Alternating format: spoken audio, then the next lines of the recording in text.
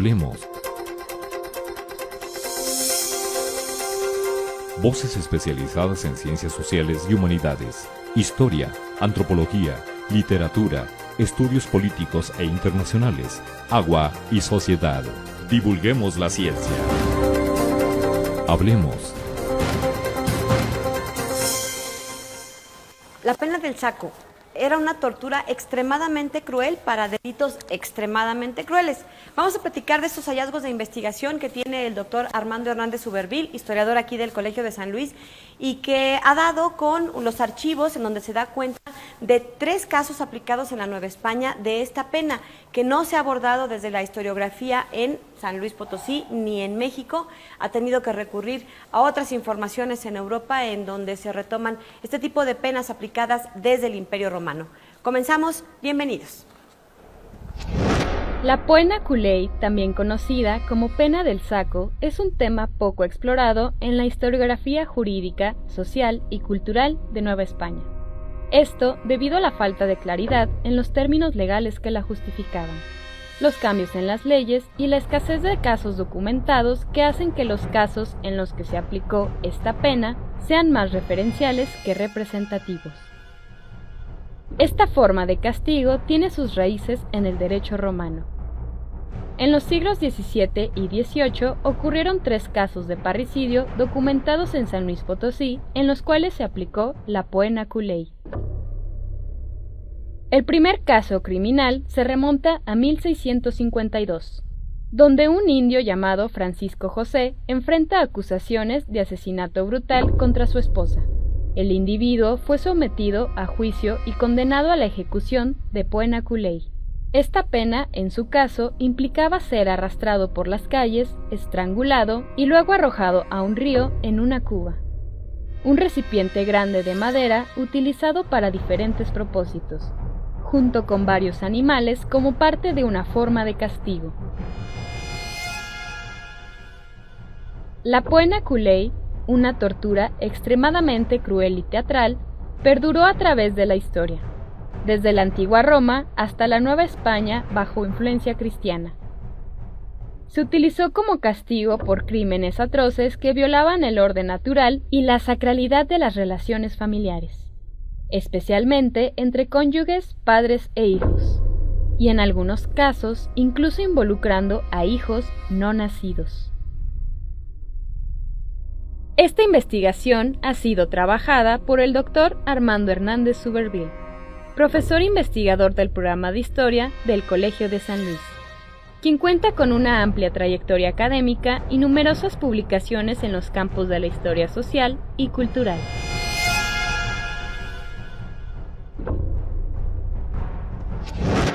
¿Qué tal? ¿Cómo están? Bienvenidos al Colegio de San Luis. Siempre nos da mucho gusto recibir a nuestros investigadores porque comparten con nosotros datos, información, sus proyectos, en fin. Pero hoy particularmente creo que este programa les puede resultar de mucho interés porque lo que les vamos a platicar tiene que ver con un hallazgo de investigación, así calientito, recién salido del horno, y que bueno, es parte de una investigación que está realizando el historiador Armando Hernández Suberville, quien es nuestro invitado de hoy. Doctor, ¿cómo estás? Gracias por acompañarnos. Muchas gracias, Lidia, por la invitación. Bueno, cuéntanos un poco de este artículo en donde tú encuentras algunos datos que no se habían abordado, no se habían encontrado y que denominas Roma en el Potosí novohispano. Cuéntanos, ¿de qué va? Pues mira, en efecto, se trata de unos hallazgos que hago en el Archivo Histórico del Estado de San Luis Potosí hace ya tiempo. Me encontré con un expediente bien interesante, Lidia, en el que se trata de un proceso judicial, en el que un personaje, un indio leñador, es acusado de dar muerte a su esposa. Y al darle muerte a la esposa, da al mismo tiempo muerte a su hijo no nato. La mujer estaba embarazada. Así es. Y entonces es un proceso largo, un proceso complicado, porque se va tomando razón de los diferentes personajes a los que se les toma parecer, se le está dando un seguimiento jurídico a todo el proceso. Y lo que a mí me pareció más interesante, bueno, hemos revisado ya bastantes procesos jurídicos y sabemos lo que implica llamar a los testigos, tomarles razón, tomarles su parecer, que digan lo que sucedió, escuchar por supuesto a la parte involucrada, cuando se trata de un homicidio, el homicida mismo, en fin. Pero lo interesante aquí es la condena. Y la condena, y con esto adelanto todo, es una condena de cuño antiguo. Es una condena que no es ni por mucho común. Se trata de una pena que se estableció en Roma y que era llamada la pena del saco, poena culei, se le denominaba en latín. Y esta pena del saco consistía, en la Roma antigua, en azotar al homicida que hubiera cometido parricidio, específicamente parricidio. Y en aquel momento el parricidio pues se limitaba únicamente pues, a darle muerte al papá o a la mamá, a los hijos también. Y la pena consistía, insisto, en que se le azotaba al parricida fuertemente, era expuesto públicamente para generar un impacto en la sociedad romana. Como un castigo ejemplar. Un castigo, sí, claro, era un castigo ejemplar. Esta noción del castigo ejemplarizante, en efecto. Y después era metido dentro de un saco de cuero, ¿no? ¿Como un costal de cuero? Un costal hecho de cuero, de una vaca. Un odre donde se guardaba también vino, podría ser. Se le colocaba un gorro de cuero también de piel de lobo. Y una vez dentro, introducido aún con vida dentro de este saco, era acompañado por una serie de animales. Un perro, una serpiente, un gallo y un mono. Y estos se metían dentro del saco, se cosía el saco y era arrojado al mar, o en el caso de Roma, la sede del imperio, bueno, entonces era arrojado al Tíber y se dejaba ahí a que el río se lo llevara o que el mar alejara a este personaje. Esta pena, como muchos de los castigos de la jurisprudencia romana, del derecho romano, pues se van trayendo poco a poco a las diferentes, en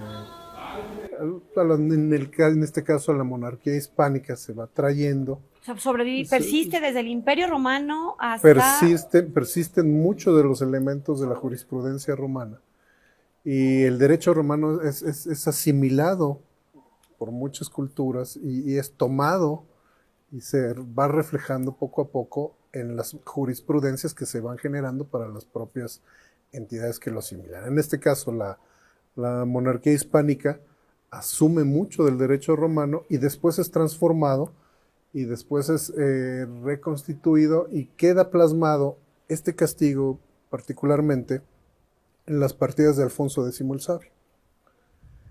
Y en esas partidas se establece... Perdón, ¿qué eran las partidas de Alfonso? El conjunto de leyes que iban a... El conjunto de leyes que van a formar parte del derecho castellano, que van a dar sustento al derecho castellano. Entonces, en esas partidas, Alfonso X se deja establecido que para el parricida, la muerte que se le asignará es la muerte del saco, como lo hacían, y así bien establecido, como lo hacían en la antigüedad, aquellos que osaban levantar la mano contra quienes le habían dado la vida.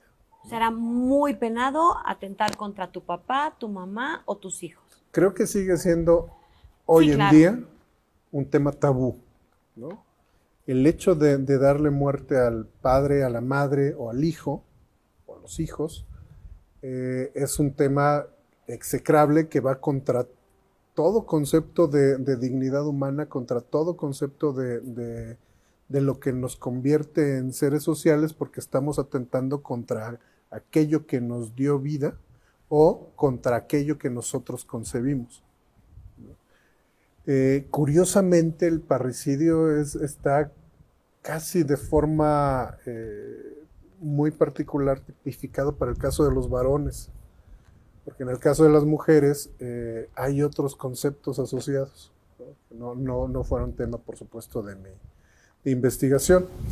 Pero entonces imagínate tú, Lidia, que este hecho no solamente es una afrenta de carácter jurídico, legal, en el que se transgrede el orden social porque estoy dándole muerte a alguien, sino que va más allá de los aspectos morales, ya incluso religiosos.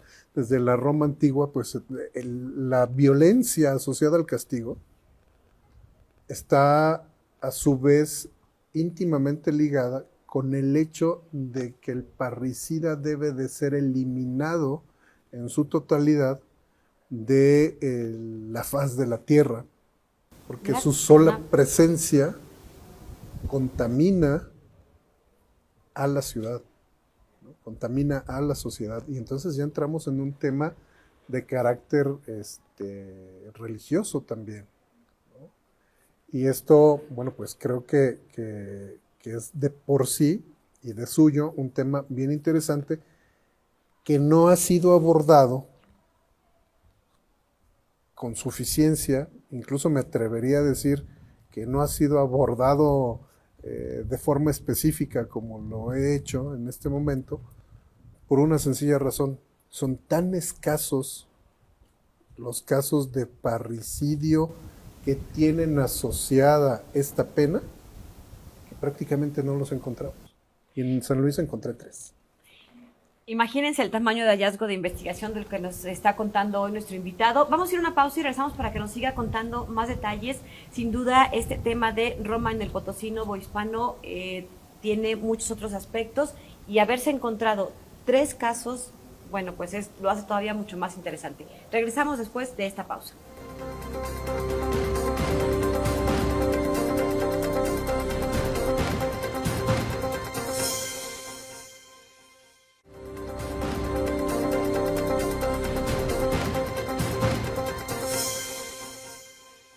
Sabemos todos que el Imperio Romano extendió no solo su poder militar, sino que la prueba que hoy tenemos es que justo ha trascendido en el tiempo, en muchos siglos, por todo lo que heredó a la cultura, a la civilización, en materia jurídica, política, en fin, por algo se le llama justo la cuna de la civilización.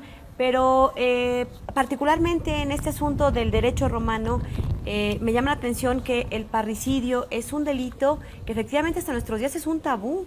¿Cómo ha evolucionado? ¿Cómo empezó? ¿Y cómo es que esa transformación te lleva a estos hallazgos?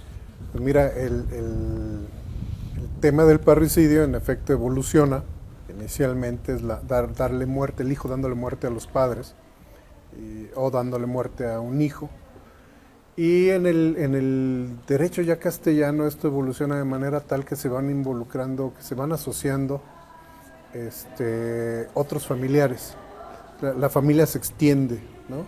Entonces ya no nada más son los padres o los hijos, sino también la esposa, también son los tíos, ¿También los sobrinos. se considera parricidio? Se considera parricidio en algún momento, y esto, bueno, pues se va de alguna forma va llegando a nuestros al momento de la investigación que hago, que es en el siglo XVII. Ahora bien, hay que considerar que también en Roma, pues es este castigo tan violento, en algún momento cesa. ¿Lo prohíben? Lo prohíben, se deja de practicar, se quita del código romano. Y en algunos casos incluso se llega a considerar que como no hay tales crímenes, la existencia del castigo solamente es para causar miedo e impedir que se alce la mano porque se sabe que va a llegar ese castigo. Entonces, es que es un castigo muy cruel, o sea, está vivo, violento. Se meten en un saco con animales salvajes, vivos. Sabes que es una pena de muerte sí o sí. Sí, es una pena de muerte, pero que lo que hace de alguna forma es alargar el suplicio del parricida, ¿no? Pero además, fíjate lo que contiene en términos simbólicos. El hecho de estos animales sí se ha discutido mucho, por eso te comentaba que en la historiografía en español, y aquí me remito también a las obras de España y por supuesto en Latinoamérica, no se ha abordado el tema con la suficiencia, de forma tal que es la historiografía francesa, inglesa y alemana quienes lo han abordado con mayor extensión, y lo han hecho porque pues ellos han encontrado en sus archivos pues estos casos asociados a una pena, y porque sobre todo hay una muy interesante escuela francesa y por supuesto italiana que dan seguimiento al derecho romano. Y entonces el tema se ha analizado desde diferentes vertientes, desde lo simbólico de estos animales, desde lo simbólico del acto, y aquí, fíjate que debo de comentarlo, el hecho de que metieran a alguien en un saco y posteriormente evolucionó a un tonel, a un barril, como un barril, el hecho de que lo arrojaran ahí y que lo metieran ahí, que lo arrojaran al agua, pues tenía una implicación de privar a ese condenado a muerte de la tierra. Yo lo estoy privando de un entierro como tal, porque, como te decía en el primer bloque, su sola presencia contaminaría. Entonces es una suerte de olvido, dejar y abandonar al personaje al olvido del agua, ¿no? Y alejarlo para que no contamine con su violencia al resto de la comunidad. Así es, y también se le está privando del agua. El agua que siempre ha tenido para todas las culturas un valor simbólico. Un valor simbólico de purificación. Bueno, pues el hombre está privado del agua también, porque dentro del odre o dentro del saco o dentro del tonel, el agua no lo toca. En cambio, vive sus últimos momentos en una constante violencia. En una batalla, lucha contra los animales salvajes. Así es, hay un informe de un caso holandés, que digo que ellos han estudiado mucho el tema, y sobre todo, fíjate que a finales de los 60, 70 es que se estudiaba y dejó de seguirse el tema. Por eso tuve una serie de dificultades, pues, para de conseguir información para poder contrastarla y entender el caso, ¿no? Los casos. Hay un caso holandés que está perfectamente documentado, donde pues, pusieron un mono, pusieron la serpiente, el gallo, no encontraron un perro, metieron un gato, ¿no? Que luego también se daban esas licencias, y se le arrojó al mar, y en este caso sí fue una mujer, y entonces queda registrado cómo esta mujer se escuchaban sus gritos y decían: me muerde, me araña, y gritaba con desesperación, ¿no? Entonces, por supuesto que sabemos que adentro era una violencia total, pero fíjate, y aquí es una interpretación que hago, que esta no viene en lo que he revisado y en las interpretaciones que se han hecho. En ese sentido, la aportación es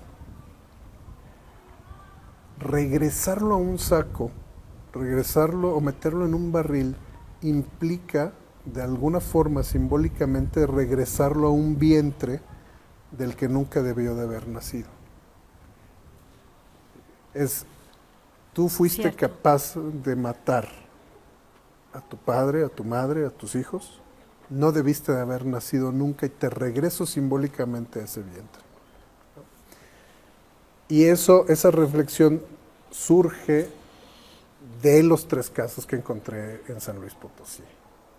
¿Tenían algún simbolismo en los animales seleccionados? La víbora, el gallo, el perro, el mono. Hay muchas interpretaciones, Una de ellas tiene que ver con la visión de que el perro, fíjate por un lado la dicotomía de simbolismos que hay en torno al perro, ¿no? La iconografía, dependiendo del momento y de la situación, asume diferentes roles el perro. Por un lado es fidelidad, es el que guarda, el que protege, el que es fiel, y por otro lado es el que traiciona. Es un perro con hambre, no le importa morder a su amo. Y muerde. Y muerde. Entonces ahí se asocia, ¿no? Otro aspecto asociado con, por ejemplo, el gallo, es el que tiene que ver con la negación de Cristo, ¿no? Pero eso ya es una conceptualización cristiana. Posterior al En imperio. Roma no sabemos qué ¿Qué simbolismo tenía, ¿no? Se dice, y esto es lo que han investigado algunos autores europeos, que el gallo, y aparecen en algunos bestiarios medievales, que el gallo era capaz de matar a sus polluelos para seguir siendo el gallo, ¿no? Entonces quizás vaya por ahí. La serpiente, pues evidentemente tiene una connotación negativa en todo sentido, y el caso del mono es un caso que trasciende su iconografía y su simbolismo, culturas y centurias, porque el mono ha estado siempre asociado como, al tener tanto parecido al ser humano, pero ser un animal torpe, Poco evolucionado, digamos, a pesar de que es bípedo. en algunos casos, ¿no? El hecho de la cercanía morfológica con el ser humano ha hecho que se le considere una burla, ¿no?, del ser humano, ¿no? Es una copia burda de un ser humano. Entonces, por ello, tanto la tradición simbólica romana lo asocia con eso, como por supuesto el cristianismo, donde además tiene connotaciones demoníacas, en fin, ¿no? El simio es una copia, una burla, un remedo de un ser humano. Y entonces, que se incorporen estos elementos dentro del castigo, pues va asociado con lo que se considera y se piensa de ese hombre que está siendo castigado, ¿no? Vamos a ir a una pausa. Todavía cuando en estos tiempos, en nuestros días, leemos alguna información en torno a un parricidio, nos horroriza, nos indigna, nos asusta. Cuando leemos que un hijo mató a su padre o a su madre, o una hija atentó contra la vida de quienes le dieron la vida, bueno, pues imagínense ustedes en el siglo XVII este tipo de informaciones. Bueno, de esos 3 casos que son un hallazgo importantísimo en la investigación histórica que realiza nuestro invitado de hoy, vamos a seguir platicando y bueno, pues ya específicamente de estos 3 casos que se encontraron en las actas de estos casos judiciales en el Archivo Histórico de San Luis Potosí. Continuamos.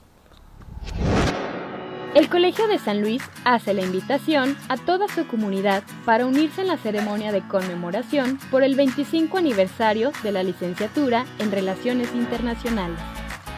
Desde 1998, este programa académico ha tenido la importante misión de formar a profesionales que desempeñan un papel fundamental en la toma de decisiones en respuesta a los desafíos y demandas cambiantes tanto a nivel nacional como internacional. El evento se llevará a cabo en el auditorio del Colsan el 21 de septiembre a las 11 horas. No te pierdas esta ocasión única para reunirse, recordar y celebrar juntos el legado y el futuro de nuestra comunidad académica. Esperamos verte ahí para compartir esta experiencia inolvidable.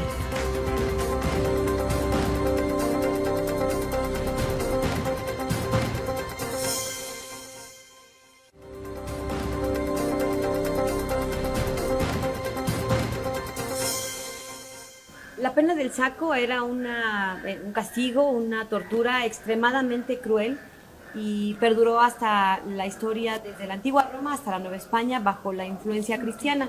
se utilizó como castigo por crímenes atroces que violaban pues prácticamente todas las leyes naturales, ¿no? Nunca nos podríamos imaginar que un hijo o una hija atenten contra su padre o contra su madre, y como ya nos explicaba el doctor Armando Hernández, bueno, pues esto se fue haciendo un poquito más extensivo en las leyes, y ya no solo eran padres e hijos, sino se hizo extensivo a quien atentara contra tíos o primos o a algún miembro de la familia cercana. Nos decías que encontraste un caso que se remonta a 1652, en donde un indio leñador, y que bueno, fue parte de lo que encontraste investigando en estos archivos que se encuentran en el acervo del Archivo Histórico aquí en San Luis Potosí. Cuéntanos cómo llegaste a este interesantísimo caso. Mira, llegué a ese caso hace muchos años, ya por 2015, que estaba haciendo un trabajo acerca de la Santa Veracruz, la Cofradía de la Santa Veracruz y sus espacios, que es un libro que pues ya tuve oportunidad de presentar en uno de tus programas. En aquella ocasión, bueno, pues la Cofradía de la Santa Veracruz se encargaba precisamente de recuperar los cuerpos de los ajusticiados y darles cristiana sepultura. Esa era su labor. Asistir al ajusticiado previo a que recibiera la muerte y después enterrarlo. Y investigando sobre esto, tenía que revisar los archivos judiciales, ¿no? Y di con este caso. Y lo reservé porque, bueno, pues en ese momento, ya sabes cómo es la investigación, estás trabajando otras cosas y estás desarrollando otros temas. Lo dejé descansar, pero empecé poco a poco a buscar información y me di cuenta justo que no hay menciones, no hay artículos, no hay libros, por lo menos en la historiografía mexicana, que mencionan este caso, este tipo de casos, ¿no? El caso de un parricida que fue condenado con este tipo de pena. Hay por ahí una tesis que menciona un caso de pasada en la Sierra de Puebla, pero nada más. Entonces, pues me di a la tarea de estar recopilando información de fuentes anglosajonas, de fuentes en francés, de fuentes en alemán, que eran las que tenían y abordaban este tipo de casos. Eso hace que regrese ya una vez que tengo armado, que regrese también al archivo para volver a revisar este expediente, volver a analizarlo, y me encuentro con que en esa revisión aparecen dos casos más. Pero el primero, el de 1652 que comentas, el de este indio llamado Francisco. ¿Qué hizo este pobre hombre para que lo torturaran de esa manera? ¿Qué hace Francisco? A lo mejor no era tan pobre hombre, pero cuéntanos. Es un indio leñador que llega a su casa un día después de su jornada de trabajo, y en la noche llega ebrio, después nos enteraremos que llegaría ebrio, y la mujer no le sirve la cena. La mujer se rehúsa a servirle la cena. Por la hora, por el estado en el que venía, no importa. No lo sabemos. El caso es que se rehúsa a servirle la cena. El indio monta en cólera, saca un cuchillo y da muerte a la mujer. La mamá de Francisco, que vivía cerca, ¿no?, escucha los gritos de su nuera, acude a la casa y encuentra a la nuera tendida y muerta ya. Y Francisco ya no estaba, evidentemente, ¿no? Entonces, bueno, pues esto lleva a que se informe, la mamá le comenta a su yerno que Francisco al parecer había dado muerte a su esposa, y el yerno va a la ciudad, llega a la ciudad, todavía no ciudad, era pueblo aún.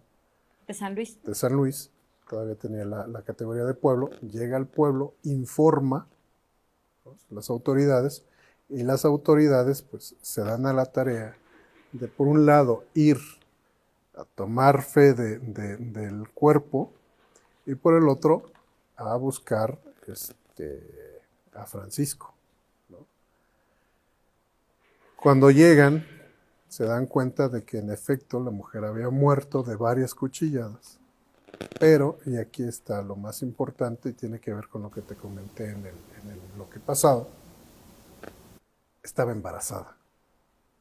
La mujer estaba embarazada. Eso es un agravante, ¿no? Es un agravante. Aquí, bueno, pues el indio leñador es capturado muy pronto, realmente, porque quizás, imagino yo, en su embriaguez, en lo aturdido de haber cometido lo que cometió, pues no atinó a ir realmente muy lejos.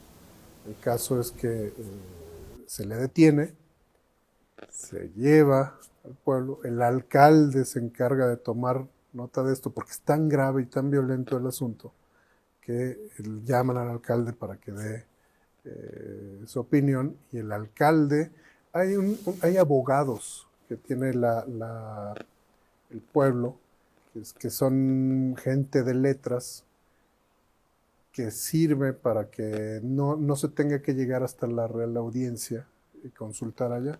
Son jurisconsultos, digamos, que hay en ciertas regiones y que sirven para ciertas poblaciones. Como una primera instancia, digamos, para resolver los casos ordinarios. Se le toma parecer, y en este caso los extraordinarios, cuando la justicia no sabe cómo obrar. De lo que me di cuenta es que la justicia local no sabía cómo obrar frente al acto cometido. ¿Cómo procesar a ese ¿Qué crimen? hacemos, no? Porque, bueno, pues no se trata de que haya matado a la esposa nada más, que era desafortunadamente muy común. Y lo que te acabo de exponer es cosa común. O sea, no me obedeció, no me dio de comer, volteó a ver a alguien, tenía tratos, siempre es el pretexto, ¿no? Tenía tratos con alguien, con el compadre, con el vecino, siempre hay un pretexto, y la muerte a mujeres es más común de lo que pensamos. Pero aquí no estaba de por medio la muerte de la mujer solamente, sino la muerte del hijo nonato. Entonces este encargado de la ley toma parecer y decide que se le condene a la pena del saco conforme a las leyes antiguas. Y ahí es donde empieza la parte, digamos, más extraordinaria de este caso. Todo es interesante y todo es, pues, muy, es indicativo de un momento específico y de una sociedad que vivía y que interpretaba las leyes de una manera muy particular, ¿no? Entonces, se le acusa, se le condena y se le aplicaría la pena del saco. Pasarían mucho tiempo porque Francisco se escapa de la cárcel. La cárcel realmente es, para ese momento, esto lo dejé consignado en otro libro acerca de las casas reales de San Luis Potosí, cuando hablo del tema de la cárcel, que está siempre como formando parte de las casas reales. La cárcel es de las que menos atención les ponían, y era muy fácil escarbarla, era muy fácil hacer un hoyo en el muro, en las bóvedas, y escapar. Y este hombre se escapa, dura bastante tiempo. ¿Y lo recapturan? El padre es el que está constantemente pidiendo que, primero, que se le aplique justicia. ¿El padre de la víctima? El padre de la víctima, y pues se cumplen sus temores de que se escaparía de la cárcel. Y años después lo encuentran vagando, y alguien, es una sociedad todavía muy chiquita, muy pequeña, reconoce. dice, este señor debe algo. Se lo llevan y en efecto dan cuenta de que había dado muerte, que tenía una condena y que es necesario aplicarla. Y se le aplica. Y es muy curioso el caso, Lidia, porque tiene hasta su lado chusco, ¿no? Al hombre le dan muerte primero, no lo meten, y esta es una característica ya del derecho castellano, ya no se le mete con vida.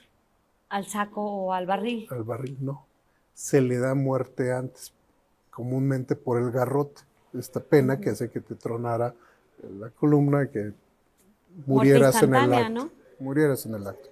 Entonces, digamos que se baja de alguna manera la violencia de la pena, pero se deja el aspecto simbólico, todo el aspecto simbólico.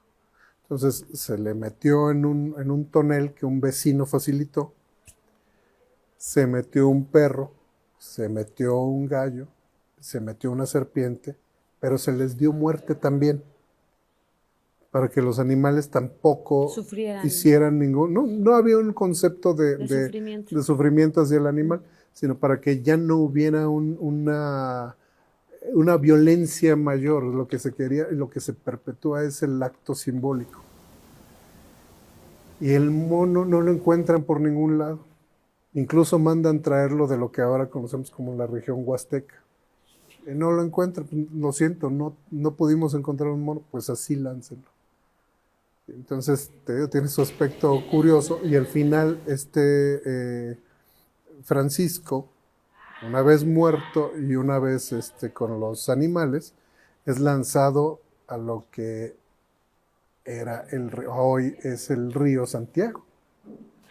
Ahí déjalo porque nos tenemos que ir a la pausa. Estamos platicando, bueno, pues de esta pena poco común que, bueno, pues se le denomina la pena del saco, y que estaba destinada para estos crímenes atroces, estos crímenes fuera de lo común, donde parece que el elemento común es que pues no solo se trataba de matar a una mujer, sino a un bebé, a un nonato que estaba en su vientre. Regresamos para que nos platique de los otros dos casos y bueno, pues cuáles fueron los principales aspectos que encontró en esta revisión histórica. Continuamos.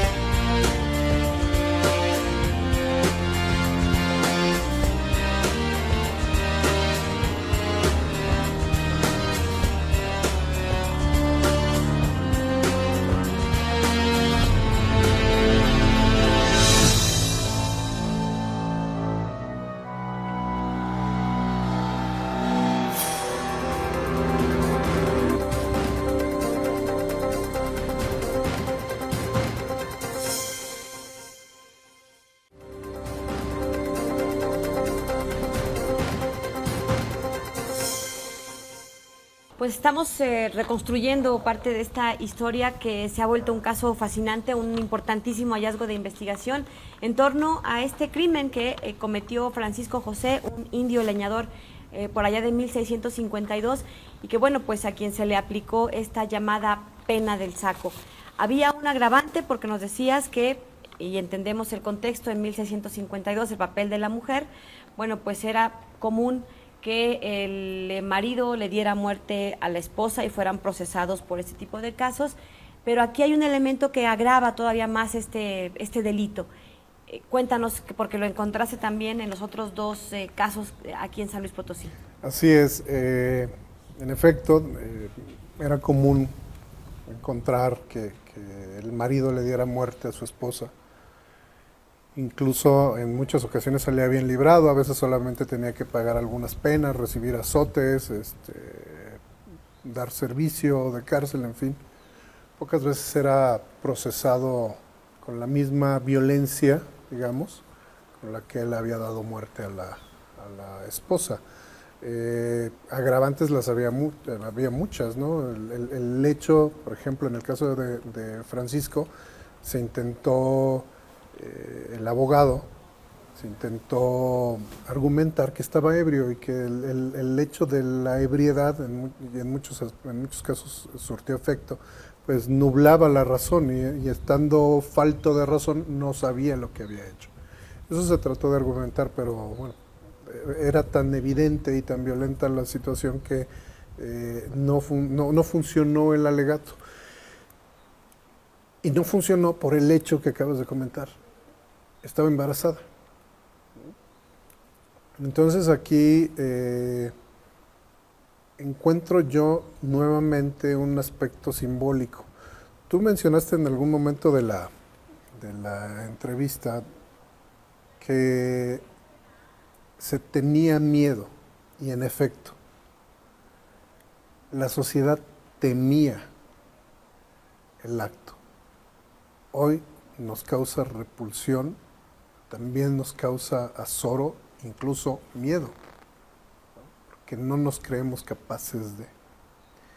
En muchos sentidos, el aspecto simbólico va asociado con esa forma de extirpar de raíz el mal, un mal tan grave que puede hacer caer una condena divina. En el caso del mundo romano se veía así, y creo yo que en el caso del mundo cristiano, sin mencionarlo, también está asociado. El haberte atrevido a darle muerte a alguien que ni siquiera había visto la luz, ¿no? Sin importarte nada de por medio. Ya era un extremo de crueldad. Era un extremo de maldad. crueldad. Así es. Entonces, ese detalle es el que ven los abogados.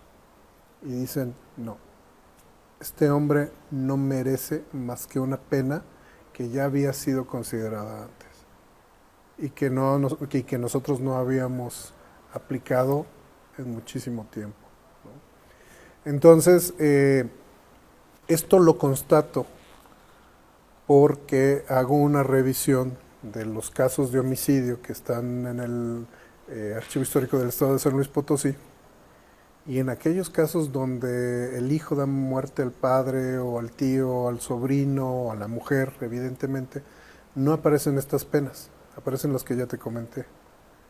Y solo en tres casos, donde la constante es que la mujer está embarazada, es que se le condena a esta pena al hombre.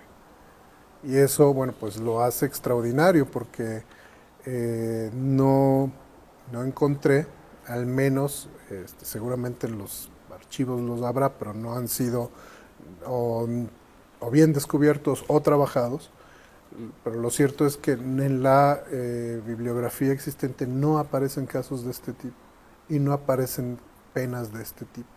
Y eso vuelve extraordinario el caso de San Luis Potosí por la aplicación de esas tres penas, de ese castigo en tres casos particulares, que hacen que retomemos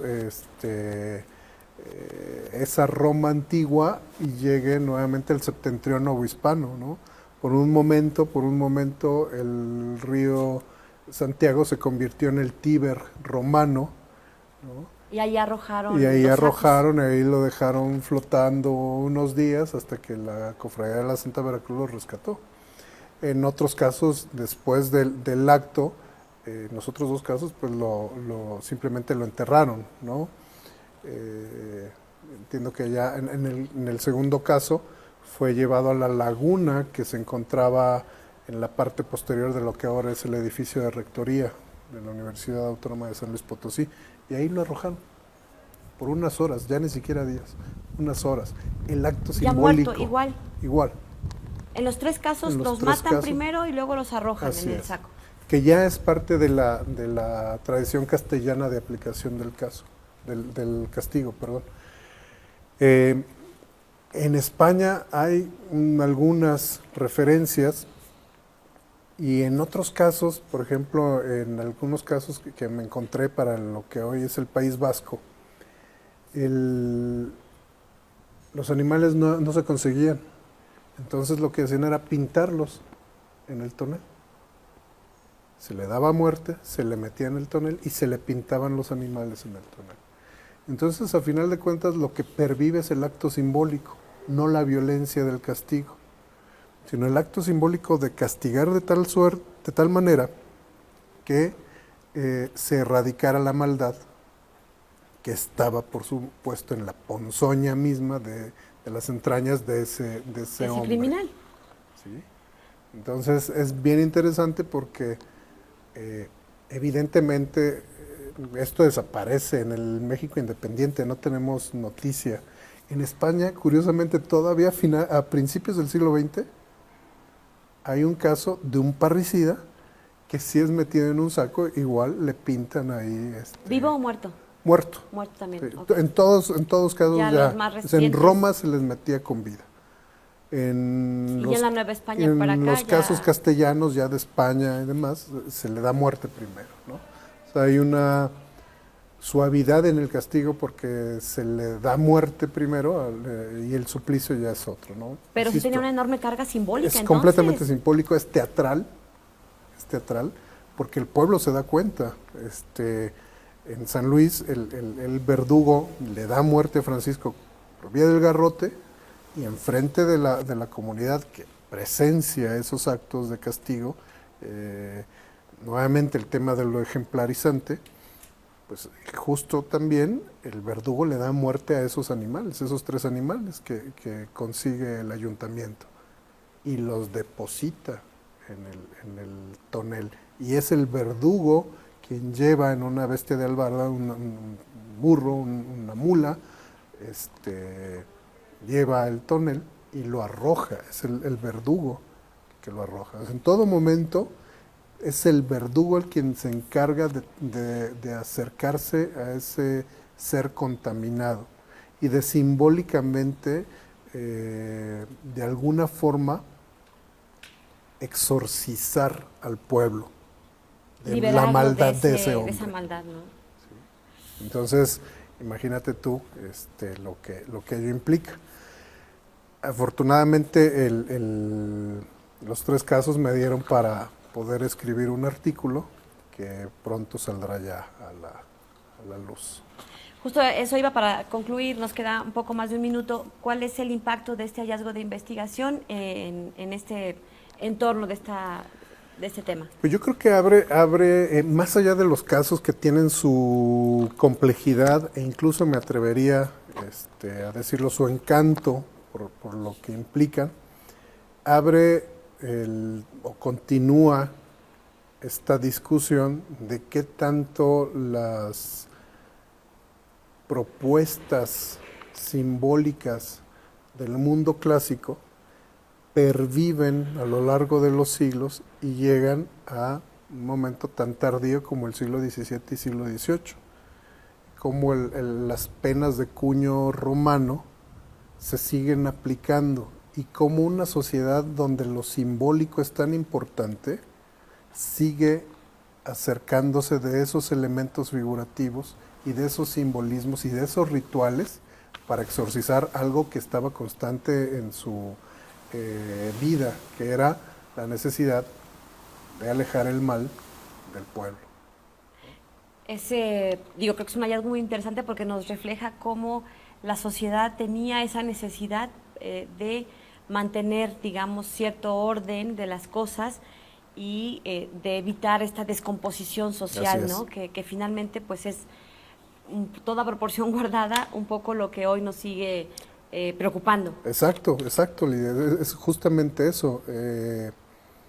El tema de la ritualidad asociada al crimen cometido está más que vigente, y baste ver abrir el periódico y encontrar ahí tantos elementos, pero ya del otro lado, ya no del lado de la ley, sino del lado de la sociedad, quizá, ¿no? Sí, así es.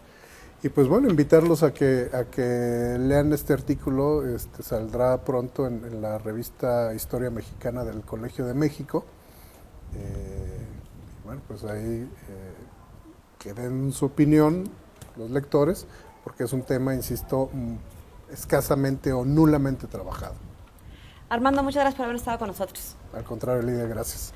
Bueno, pues fue la presencia del doctor Armando Hernández Uberville, historiador aquí en el Colegio de San Luis y secretario académico de nuestra institución, con este interesante caso, este hallazgo de investigación. Ya nos vamos, gracias, soy Lidia Huache, pásela muy bien, hasta la próxima. El Colegio de San Luis te invita a los eventos y actividades que se llevarán a cabo durante los próximos días. El Laboratorio de Investigación, Género, Interculturalidad y Derechos Humanos del Colsan se encuentra llevando a cabo el Diplomado Nacional Implementación del Proceso de Formación de Jóvenes para la Construcción de Paz e Igualdad de Género en Escuelas Normales, de julio a noviembre 2023 en modalidad virtual. Para mayor información, puedes contactarte al correo normalistas2023@colsan.edu.mx.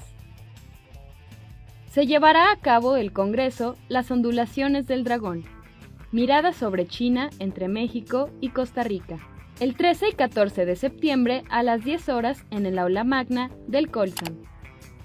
La Cátedra Manuel Calvillo continúa con el curso Origen y Desarrollo de la Novela en México, 1836-1869, con participación del Dr. Gerardo Francisco Bobadilla, del 18 al 22 de septiembre en modalidad presencial. Para mayores informes puedes contactarte al correo marco.chavarin@colsan.edu.mx. Se llevará a cabo el coloquio El Porfiriato, auge y caída de un régimen, del 8 al 10 de noviembre en el aula magna del Colsan. Síguenos en redes sociales para próximas actualizaciones. El Colsan, en colaboración con otras instituciones, realizarán el Congreso Internacional en homenaje a Aurelio González, del 18 al 22 de septiembre en la Biblioteca Nacional de México de la UNAM. Consulta el programa en nuestras redes sociales. Consulta los detalles de este y otros eventos a través de nuestra página web www.colsan.edu.mx y síguenos también en nuestras redes sociales.